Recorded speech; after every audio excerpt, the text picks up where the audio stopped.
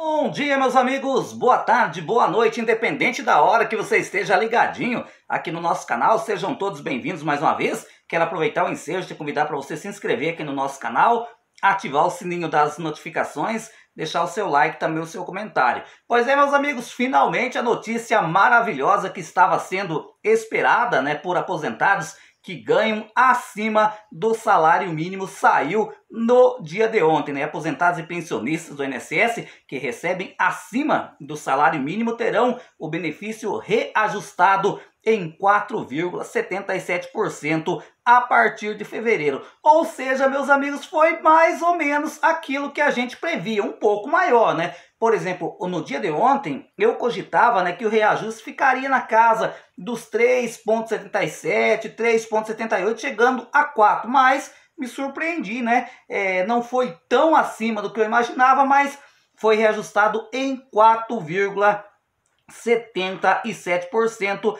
a partir de fevereiro, Como eu já disse, a correção equivale ao INPC, Índice Nacional de Preços ao Consumidor, registrado de janeiro a dezembro do ano passado e divulgado no dia de ontem pelo IBGE. O reajuste será aplicado integralmente aos segurados que já estavam recebendo o benefício. É importante ressaltar, meus amigos, que o aposentado e pensionista que ganha acima do salário mínimo vão botar a mão nesse reajuste de 4,77% somente a partir do dia 3 de fevereiro, Mas já estamos chegando, Já estamos praticamente em meados de janeiro, porque vai ser dessa maneira que vai funcionar o esquema. A partir do dia 27, vai receber os aposentados que ganham um salário mínimo. O salário mínimo também foi reajustado, só que o reajuste do salário mínimo ficou em 7,5%, Subiu de R$ 1.412 para R$ 1.518, ou seja, um reajuste, um ganho de R$ 106 a mais. Começa a partir do dia 27, como eu frisei. Nesse grupo também serão contemplados os beneficiários do BPC, e aí, a partir do dia 3 de fevereiro, aqueles nossos amigos e amigas de todo o Brasil que ganham acima do mínimo vão começar a receber 4,77% a mais no seu benefício. É importante ressaltar, gente, que com o reajuste de 4,77%, o teto do INSS também se modificou. Por exemplo, no ano de 2024, o teto do INSS estava na casa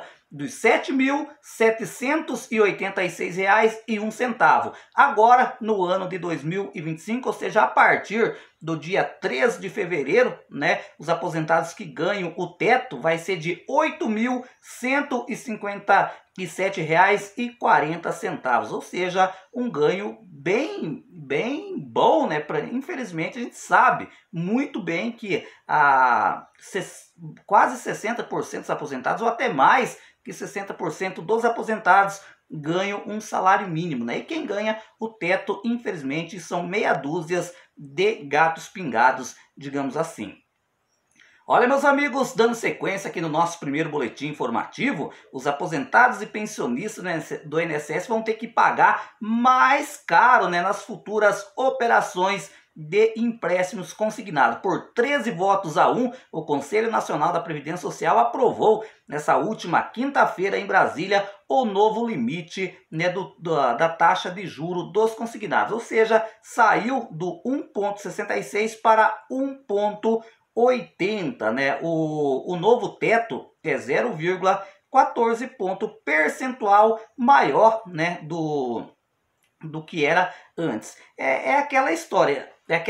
Meus amigos. Essa aqui, querendo ou não, foi uma derrota, para os aposentados e pensionistas, porque na hora que esse grupo, da sociedade estiver precisando de um empréstimo consignado, para fazer uma reforma no banheiro, para comprar um carrinho, ou, para fazer um exame caro, talvez, comprar medicamentos caros, às vezes para um filho que acabou ficando adoentado, o que vai acontecer? Ele vai ter que pagar mais caro na taxa de juros. E é importante ressaltar, gente, que é um tipo, né, de empréstimo que praticamente não tem inadimplência, porque já é descontado diretamente na folha de pagamento. Ou seja, né, quem emprestou, né, no ano de 2024 ganhou dinheiro em relação ao empréstimo consignado. Agora, já em 2025, os aposentados já começam o ano com o pé esquerdo, né, que é esse reajuste na taxa de juro do empréstimo consignado, saindo de 1,66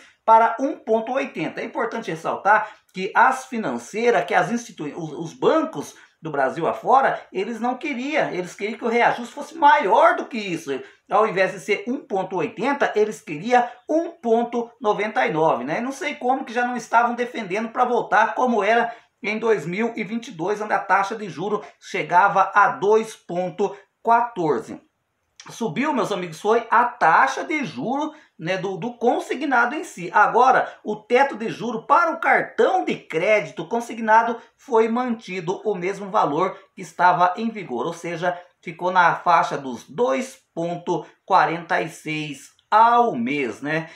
Proposta pelo governo, as medidas entram em vigor 5 dias após a instrução normativa ser publicada no Diário Oficial da União. Os bancos haviam pedido a elevação imediata do teto, né? Não conseguiram, ou seja, né, foi aprovada quinta, sexta, segunda, terça. Vai entrar em vigor, meus amigos, quarta-feira da semana que vem, a nova taxa de juro do empréstimo consignado. Só que é importante ressaltar aqui, deixar claro para o nosso público do canal, o que subiu foi a taxa de juro. A margem permanece a mesma, ou seja, para os aposentados, a margem é de 45%, 40% para o empréstimo consignado e 5% para o cartão de crédito consignado. Já para o BPC, a margem segue sendo 35%, 30% para o empréstimo consignado e 5% para o cartão de crédito consignado. Olha, meus amigos, que notícia impressionante, né, que nós vamos abordar esse tópico, né, agora aqui no nosso canal. Os transtornos mentais são responsáveis por nada mais, nada menos do que 38% de todas as licenças concedidas pelo INSS em todo o país, né, segundo uma pesquisa do Panorama da Saúde Mental das Organizações Brasileiras de 2023. O que isso quer dizer, meus amigos? A cada 100 benefícios concedidos pelo INSS por incapacidade, 38, né, é por causa de problemas relacionados à saúde mental, né? Estresse contínuo, pressão por resultados e falta de equilíbrio entre a vida pessoal e profissional estão entre, né, as causas apontadas para o afastamento, né, nesse cenário. E isso tem preocupado, né, as empresas, os trabalhadores e o governo, né, porque cada vez que um funcionário é afastado do trabalho por questões de transtornos mentais, a empresa sofre, né? Porque perde um funcionário treinado, um funcionário que rendia no dia a dia da empresa, e o governo também sofre porque tem que desembolsar o auxílio-doença e muitas vezes esse auxílio-doença acaba sendo convertido em uma aposentadoria por invalidez. Ou seja, o governo e as empresas tem que começar a pensar um pouquinho mais na saúde mental, né, dos seus empregados, de seus trabalhadores. Olha, meus amigos, famílias de crianças com deficiência causada pela infecção, né, do vírus da Zika e associações ligadas à causa criticaram o veto do presidente Luiz Inácio Lula da Silva, né, a pensão vitalícia aos menores afetados pela doença. O texto da medida provisória sancionada institui uma indenização única de R$60 mil, mas exclui o pagamento do auxílio mensal. Ou seja, está todo mundo revoltado, inclusive o governo se pronunciou novamente, mas só que as entidades, né, de defesa das pessoas com deficiência, as entidades que defendem, né, as nossas crianças com microcefalia, estão totalmente revoltados, né, e acharam totalmente injusto, né, esse veto total, gente. O Lula não vetou parcialmente. Aí, para acariciar essas famílias, o que ele fez? Né, para não ser taxado de cruel, porque segue sendo cruel da mesma maneira, o que ele fez?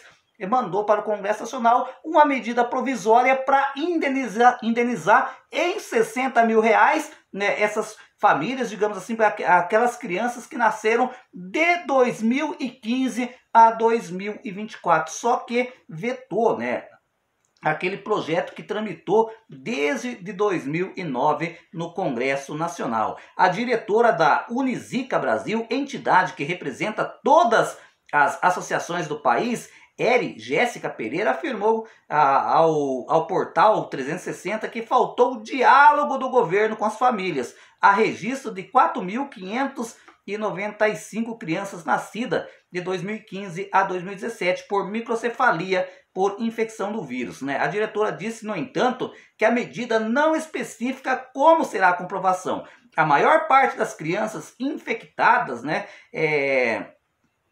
nasceu em 2015, quando não existia o tipo de sorologia de hoje. Se esse for o critério, ninguém vai ter, né? Ou seja, vai ser difícil comprovar, né, gente, essa questão aí para poder receber essa pensão, né? Ela criticou Lula por não receber, né, a Unizica e outros interessados no tema e aprovar uma medida que não contempla as necessidades das famílias atípicas. Ou seja, meus amigos, o governo Lula, né, vamos ser sinceros, que coisa boa que o governo faz, a gente enaltece, a gente parabeniza, mas infelizmente na causa da pessoa com deficiência, o presidente Lula, gente, ele é um zero à esquerda, né? Se provou totalmente desumano nas pautas, né, da pessoa com deficiência. Podemos citar aqui, né, o veto total, né, que ele fez em cima do PL 5332, agora vetou, né, esse projeto de lei que tramitava desde 2009 no Congresso Nacional, né, que visava pagar uma pensão vitalícia no teto do INSS para essas crianças e uma indenização. Até que no projeto de lei, essa indenização seria de 50 mil reais, né? Aí essa medida provisória vai ser de 60 mil. Só que por outro lado, cadê, né, essa pensão para essas crianças? A senadora Mara Gabrilli, do PSD de São Paulo, criticou o movimento do governo Lula, que vetou o seu projeto de lei que previa a pensão a crianças com microcefalia e outras condições associadas ao Zika vírus durante a participação no UOL News do canal UOL. A gente está falando de uma negligência do Estado brasileiro. Cadê a assistência a essas mães? A gente sabe que é um tapa na cara dessas mães. Gente, esse veto, né, desse projeto de lei do Zika vírus aí, realmente foi um tapa na cara das mães dessas crianças. A senadora Mara Gabrilli está correta, ela definiu exatamente o que eu penso sobre isso. A mesma coisa eu me refiro sobre o projeto, o PL 5332. O presidente Lula, ao vetar integralmente esse projeto de lei, ele deu um tapa na cara de todos os deficientes do Brasil, né, que recebe o BPC, que são mais de 3 milhões, e deu um tapa na cara, né, dos aposentados por invalidez, que hoje são 2 milhões de beneficiários no Brasil inteiro. Ou seja, o presidente Lula, né, tá se mostrando no seu governo que ele não tem sensibilidade à causa desse grupo, né, tão sofrido, né, quanto é o pessoal do Zika vírus, né, as crianças com microcefalia, como é o caso da pessoa com deficiência. Na verdade, esses dois tipos, né, gente, eles acabam se resumindo em um só, né, pessoas portadoras de deficiência que merecem todo o respeito por parte do governo federal. Mas o nosso canal vai estar aqui sempre, né, para lembrar os beneficiários o quão cruel está sendo esse governo para esse grupo de pessoas, né? E olha o que a Mara Gabrilli ainda comentou sobre isso. Um projeto que já tem 10 anos de trabalho em cima dele. Ele foi protocolado por mim quando eu ainda era deputada. Ele tramitou, ele passou pela Câmara, chegou no Senado, toda a tramitação do projeto, ela foi construída no governo, depois foi para o plenário, colhemos todas as emendas que o governo pediu e aí né? Daí depois ele vem e veta, né, o projeto integral, né, disse a senadora. Gente, é a mesma coisa, sabe o que dá uma raiva, gente? Que é importante comentar aqui, foi o que a Mara Gabrilli disse, né? O governo dá sugestão durante a tramitação do projeto de lei, só que veta. Eu me lembro do PL 5332, eu estava acompanhando o Senado Federal. Gente, estava praticamente todos os senadores, né, que davam apoio ao presidente Lula lá no Congresso ali, né? Eles, a hora que foi votado o regime de urgência do PL 5332, vocês lembram disso? Ficaram calados, ficaram mudos, concordaram. A mesma situação foi lá na casa, Comissão de Assuntos Sociais, aonde foi aprovada a última fase do PL 5332. Também tinha inúmeros senadores do PT, gente que defende o governo lá no Senado. Ficaram calados. Por que não colocaram a garra afiada ali? Por que não subiram na tribuna do Senado e falaram que iam votar contra, né? Porque já sabiam, porque tem certeza, gente, que eles já sabiam que o presidente Lula ia vetar isso, né? E talvez já por saber disso que o senador, né, o Fabiano Contarato, né, que é o senador lá do Espírito Santo, ele pediu encarecidamente para o presidente Lula não vetar o PL 5332. E aí depois veio, né, o senador lá, o Humberto Costa, que é líder do governo do PT, né, ele fez uns comentários ali que chegou a ficar até meio amarelo, dando a entender que era contra. Ali eu já fiquei com o pé atrás, ali eu já fiquei preocupado, porque foi visível, gente, que o senador Humberto Costa não gostou da aprovação do PL 5332, porque é um verdadeiro puxa-saco do governo, não tem coragem de votar contra. Essa que é a grande realidade. A gente sabe, né, que agora o PL 5332, né, vai ser analisado o veto em breve, né? E o Congresso Nacional vai ter, digamos assim, a oportunidade de corrigir, gente, de corrigir essa tragédia que o presidente Lula fez, né? De corrigir esse erro histórico que o presidente Lula fez em relação ao PL 5332. E inclusive também eu tenho quase que certeza que vão corrigir esse erro em relação ao projeto de lei da microcefalia, né? E o Congresso Nacional vai sim obrigar o presidente Lula a pagar essa pensão, né, das crianças que convivem com a microcefalia, né, oriunda da Zika vírus. Então eu ainda acredito no Congresso Nacional. Inclusive, gente, vários amigos que eu tenho conversado em relação principalmente do PL 5332, né, a oposição está, digamos assim, recebendo com muito carinho, dizendo, né, que é justo a derrubada do veto 5332. Agora, né, vamos continuar nos articulando nesse sentido e também pressionando deputados e senadores da situação, né, que apoiam o presidente Lula. Porque, gente, isso aqui não é questão de governo, de apoiar ou ser contra o governo. É questão de humanidade. Visto que, né, esse projeto do Zika vírus, né, ele são um número pequeno de beneficiários. Não vai quebrar o Brasil